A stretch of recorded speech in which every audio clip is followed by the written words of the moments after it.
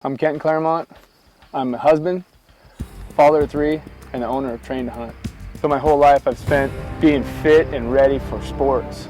I grew up in a hunting household, and every fall we'd go out and hunt elk and deer, and the rest of the year I'd spend training for wrestling or football, baseball, track. There was always something to train for. Once I got through high school and through college sports, I really didn't have that outlet or that reason to work out and stay fit. Some people use their fitness just to look good.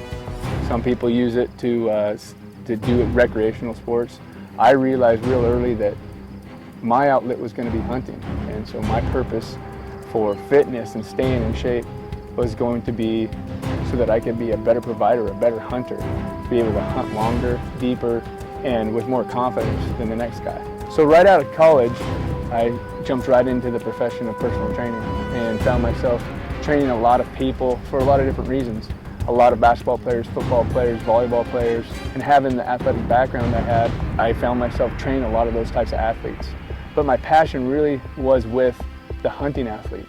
So I've decided to just dedicate my life to training the hunting athlete and the hunters, because there's nobody out there right now training the hunter to be more efficient, more confident, and just a better predator. Every year I go home with a peg in my pocket. I always ask myself, what could I have done different? What could I have done better?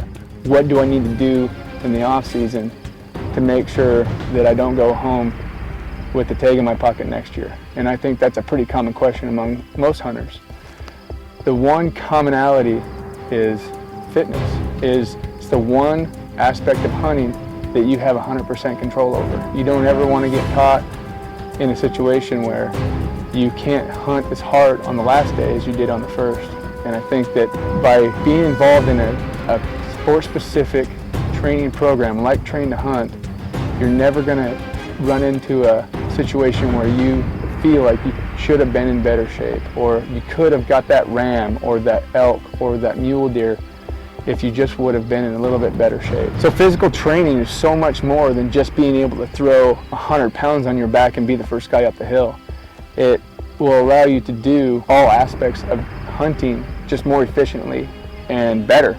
If you're sitting in a tree stand in the Midwest in the dead of winter and it's negative 10 degrees out, that mental edge, that mental toughness that you gained through your physical fitness program in the off season is going to allow you to stay on alert and stay in that tree stand just long enough to wait for that big buck to come in. I want to be real clear.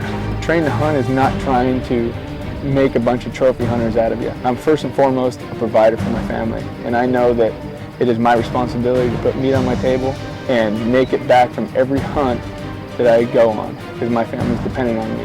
And I know that if I train hard in the off season and I get myself into physical shape, I'm going to have the best chance of doing that. So it's great to put a big bull on the ground or a giant whitetail on the ground, but first and foremost, we're all providers. Okay?